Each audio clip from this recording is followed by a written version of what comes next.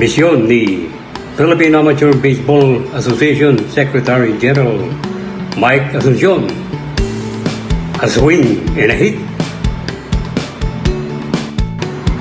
Nakadaw pang palad ng corner na ito ang isang tanyag na mukha sa larangan ng sports, partikular sa Philippine Olympic Committee family sa isang big event ng Philippine Sports Commission na ginanap kamakailan sa Soler.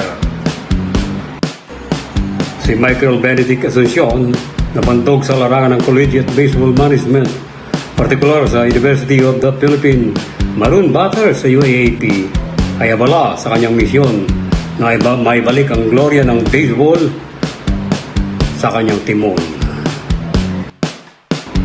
Siya na pala ang isa sa top brass ng National Sports Association, NSA, na Philippine Amateur Baseball Association, PABA, bilang Secretary General, katuwang ni Top Honcho Rodolfo Boy Tingson Jr.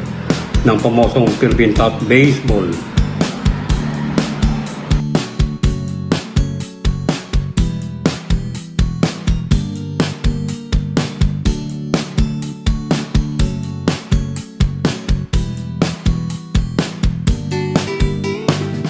Number one in the world, number one in Asia. But it all starts, para sa akin, it all starts from our own backyard. Yung mga ranking na yan, ano yan eh, para sa akin, superficial.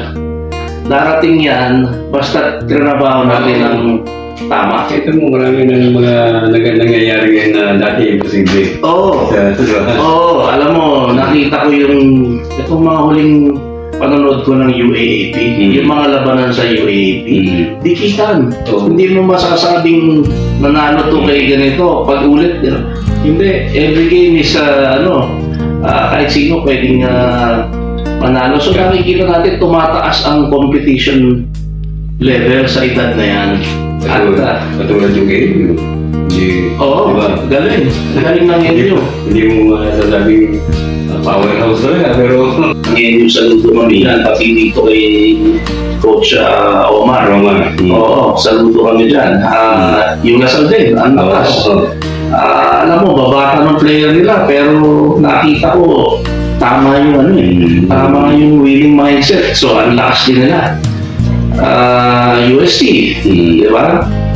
Pero pag nagsama-sama yung mga yan, at binuo natin yung national team, yun din ang maganda ngayon. Kasi, pero isang rason ba ito yung baby? Tama ka dyan. Boss Danny, alam mo, nag-set kami ng objectives dito sa bagong board para malinaw kung anong gusto namin ma-accomplish. Number one, improve support sa national team. Hindi ito, anong kailangan gamit? Anong kailangan exposure? Dapat ibigay natin. Hindi yung alam mo ako, sinasabi ko huwag namin tatanggap ng kahit anong bulok na gamit dito, segunda mano, hindi pa pwede. Ang kagandahan nito, meron pa yung magandang relationship ng PSC and POC. Tama po. Kailangan good shot tayo, tsaka i-represent natin ng tama yung baseball dito sa ating sariling bakuran muna. Kailangan pakita natin na yung humahawak dito, walang kalokohan. Talagang dibdiba natin gustong alagaan yung atleta. Di ba? Try out, walang kalokohan. Line up ng team, walang VIP. Alam mo, nakakaya, pero yung mga nalalaman kong storya, anyway, importante dito, seryoso. Di ba? Seryoso tayo sa ginagawa natin. At yung katulad ng basketball, kahit saan may court, kahit dahil mura lang, diba? Tama. Hindi katulad sa baseball, kailangan malaking lupay, Tama. Nabanggit mo yan, Boss Danny. Number 2 is expansion of available venue. Kasi mula nung araw hanggang ngayon, Rizal Memorial pa rin ang field natin. Mabibilang natin ang baseball field sa Pilipinas. So, ang ipagtulungan kami sa Philippine Sports Commission, una-una, paano natin naayusin yung Rizal? Kasi yan ang ating pinagmamalaki. Paano tayo mag-host ng international competition? Wala tayong venue. Di ba? Ilang bata lang ang pwedeng makalaro sa isang beses. So, meron tayo ngayong UP. Di ba? Meron dyan sa Taguig. Meron na sa Taguig. So, wala na eh. Wala na. Ang dami rin naglalaro doon. Sa Clark, meron sa Clark. Very limited. Sa probinsya, marami rin. So, darating tayo sa aming number 3 priority, isang sustainable grassroots program. Diba? So, sustainable. Hindi yung sinimulan mo ngayon, bukas nakalimutan na. So, kailangan i-involve din natin yung LGU, yung paaralan, diba? Kasi sa bakuran nila, nakatulong yan eh, dahil yung bata naglalaro doon. Nanonood yung pamilya. Diba napakagandang activity, just like any other sport. Pero, kasi baseball, hindi ka naman kailangan matangkad dito. Di ba? Kailangan dito, nag-iisip, mabilis. Kasi, laro ng matalino. Laro ng matalino. Tsaka, alam mo, pag natutunan mo to, nakaka-addict din to eh. Di ba? Pag maganda talaga laban, oo, dikitan. Napakaganda isulat. Hindi ka tulad sa basketball, kung sino lang maraming points. Yun naman yun eh. Ito, strategy. Strategy. Diba? At saka alam mo, saan ka nakakita ng sport na yung number 1, nakakalaban natin? Yung Japan, nakakalaro natin. Magagawa mo ba sa ano yan, sa ibang sport eh, aminin natin, lahat naman tayo lumaki naglalaro ng basketball sa Pilipinas eh. Pero pwede rin natin tingnan to kasi pwede tayong gumaling dito eh. Ikaw tayo boss Mike eh, naglaro ng baseball. Hindi eh. Kunting bato-bato lang. Nakakatawa ka rin. Bato-bato. Nakakasa kakapanood ko na nahilig ako eh. Nalaman mo talaga revolusyon. Kasi marunong ako mag-score. Boss Lani. So, yung baseball sa puso mo, ilang porsyento? 200%. 200% to. Ang lahat ng effort natin talaga para iangat ang baseball sa Pilipinas. Alam niya ng mga player, alam din niya ng mga coach anong ginagawa natin. At hindi tayo pumapayag ng mediocre na yung trabaho ng hilaw, hindi tayo pumapayag ng gano'n. Pero nag-reach out kami sa mga player.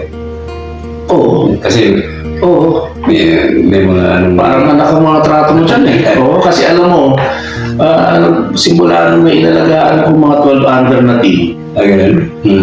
Yung mga yan, ihahatid mo pa yan sa bahay dahil hindi mo pwede pag-commute yung mag-isa. Yung ng baseball yun.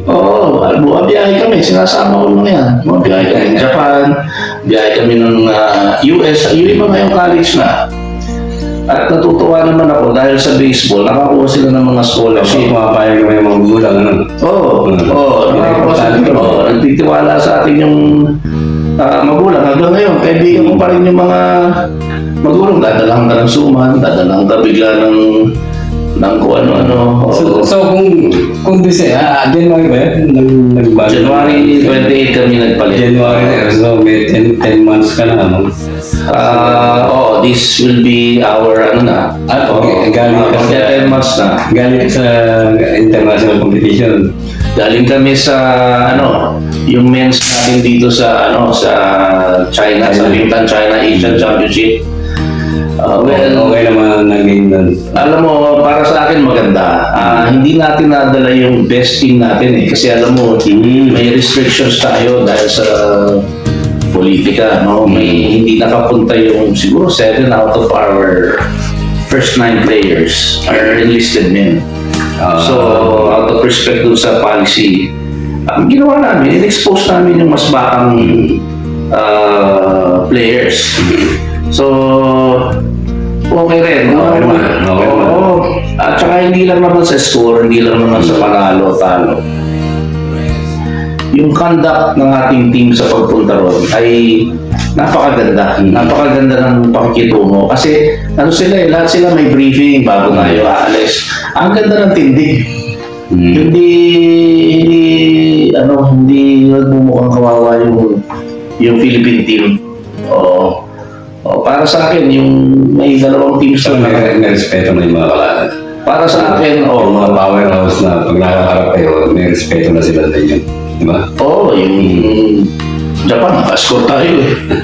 Oo, yung previous naman, U15. Under 15. Oo, under 15. So, first time tayo sa winners bracket. Maano pala yung ano nyo, lumawak na yung programa nyo, no?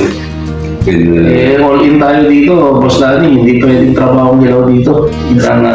At yung sinasabi ni Chairman kanina diyan sa press con, sabi niya, hindi pwedeng gumastos, basta may resulta. Tama. Hindi ka pwedeng hindi gagastos kung gusto mong pakakampihin to. Kailangan gastusan talaga.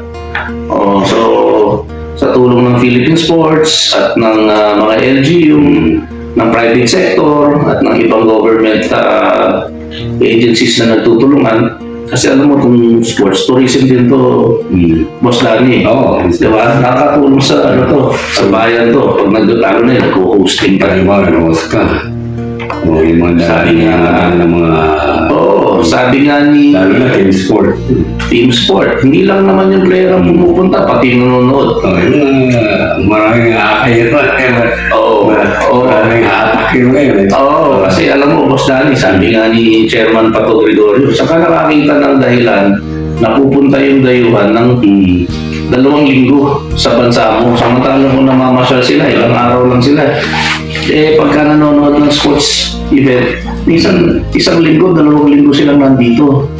So may plano ka ba ng mag-host? Meron pagka naayos na yung venue natin. Nang-huli nag-venue tayo sa Clark, okay naman. Pero I think we can do a lot better. We can do a lot better. Pati yung scoreboard, kailangan mabago na yan. Dahil nakita ko yung scoreboard ngayon sa ibang bansa. Okay man. Parang computer screen na eh.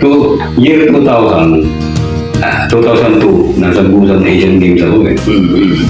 Pagpasok ko ng gym ng baseball stadium, malulula talaga sa pati yung pag-hit mong gano'n, naka-register kung gano'n kabilis yung gano'n kabilis yung ano mo.